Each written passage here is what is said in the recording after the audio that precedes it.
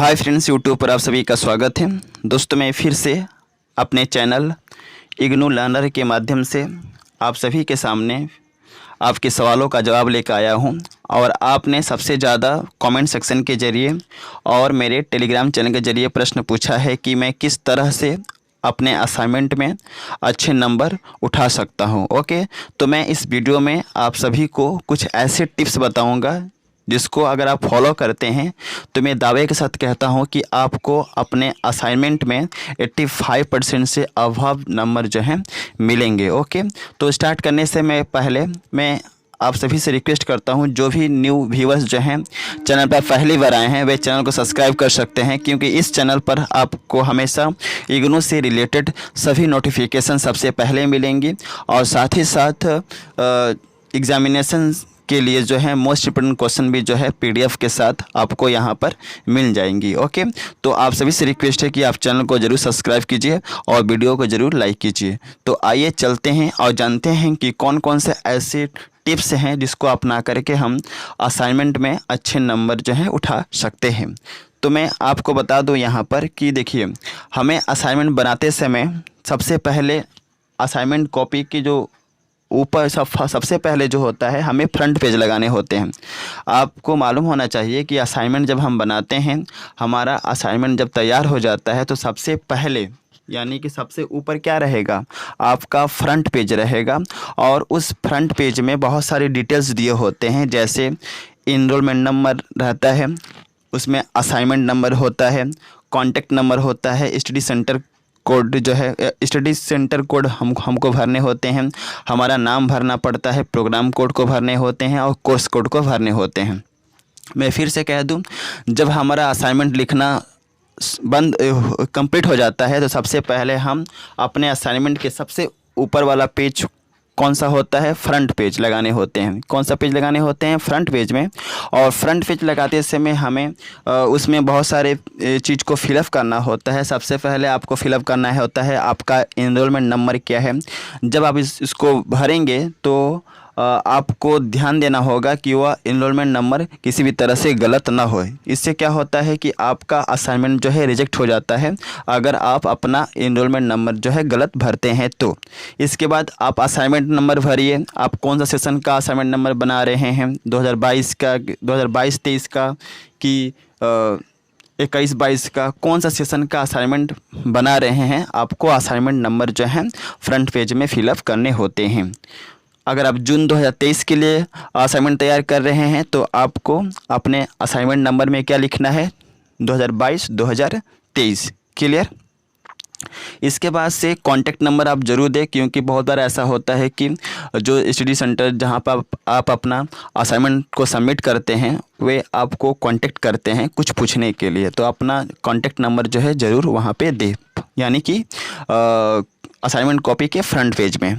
इसके बाद आपको वहाँ पर स्टडी सेंटर कोड भरने होते हैं जहाँ पर आपने एडमिशन लिया है, और आप जो है आपको साथ ही साथ अपना नाम भरना पड़ेगा, आपका प्रोग्राम कोड क्या है, आपका कोर्स कोड क्या है। ये सभी डिटेल्स जो हैं बहुत ही बारीकी से और सुंदर ढंग से जो है आपको फ्रंट पेज में भरने होते हैं।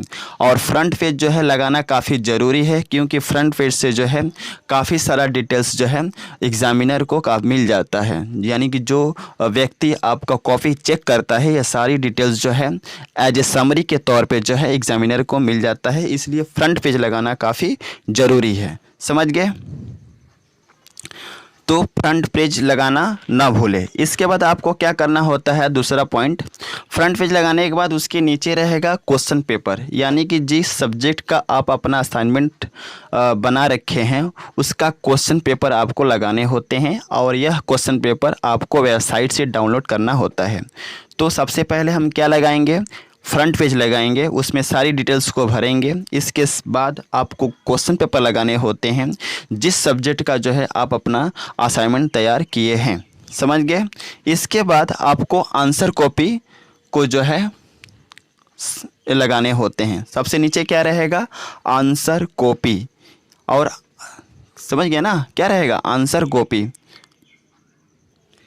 और आंसर कॉपी लगाते समय और साथ ही साथ आंसर कॉपी को लिखते समय हमें कुछ बातों का ध्यान रखना है। समझ गए। मान लीजिए बहुत से ऐसे क्वेश्चन पेपर होते हैं जिसमें प्रश्न जो होता है खंड क के अंतर्गत, खंड ख के अंतर्गत, खंड ग के अंतर्गत बहुत सारे प्रश्न होते हैं जिन्हें हमें करने होते हैं। तो जब आप अपना आंसर जो है लिखिएगा कॉपी में, तो उस समय खंड क को ऊपर की तरफ मेंशन कर देना है ब्लैक पेन से। उसके बाद नीचे ब्लैक पेन से क्वेश्चन लिखेंगे। उसके बाद जो है हेडिंग के तौर पे हमें सभी आंसर लिखने हैं, तभी आप अच्छे स्कोर कर पाएंगे असाइनमेंट में। क्या मैंने बताया, जब भी आप अपना आंसर कॉपी तैयार करेंगे तो आंसर कॉपी में क्वेश्चन पेपर में बहुत सारे खंड क होते हैं, खंड ग होते हैं, खंड जो है ग होते हैं। तो ऐसे में आपको सभी खंड ख खंड का मेंशन करना है। मेंशन करने के बाद जो है आपको सभी क्वेश्चन को ब्लैक पेन से लिखना है और आंसर को जो है ब्लू पेन से लिखना है। इस चीज़ का ध्यान काफ़ी देना काफ़ी ज़रूरी है, क्योंकि अगर आप ब्लैक पेन और ब्लू पेन का यूज़ नहीं करते हैं तो आपका आंसर शीट जो है गलत हो जाता है। इससे एग्जामिनर पर नेगेटिव प्रभाव पड़ता है। तो आप कोशिश कीजिए कि अपने आंसर कॉपी में ब्लैक पेन का और ब्लू पेन का इस्तेमाल कीजिए, समझ गए ना, जिससे कि आपको अच्छा स्कोर मिल सके। और सबसे अंतिम बात यह है कि बहुत से ऐसे बच्चे होते हैं जिनके मन में यह धारणा होती है कि हमें असाइनमेंट में कम से कम 40 पेज लिखना है। तो यह बात जो है काफ़ी गलत है, यह गलत मन धारणा है।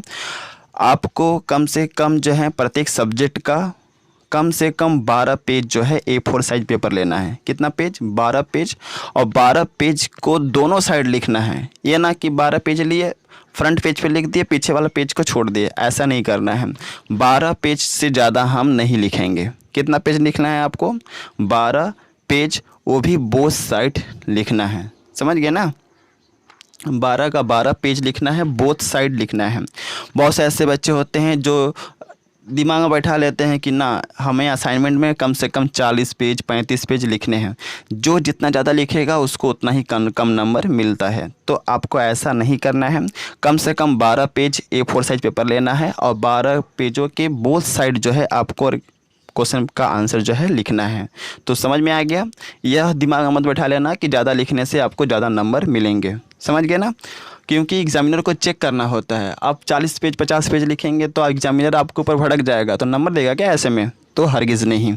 तो आपको कम से कम 12 पेज लिखना है और मैं सभी को 12 पेज ही लिखने का एडवाइस जो है देता हूँ, समझ गए। तो आपको सबसे पहले फ्रंट पेज लगाना है, उसके बाद आपको क्वेश्चन पेपर लगाना है, उसके बाद आपका आंसर कॉपी रहेगा और जो कि 12 पेज के अंदर ही रहना चाहिए। ओके, तो आई थिंक आप लोगों को समझ में आ गया होगा कि कौन कौन से टिप्स हैं जिसको अपना करके आप 85% 85% जो नंबर जो है उठा सकते हैं। ओके।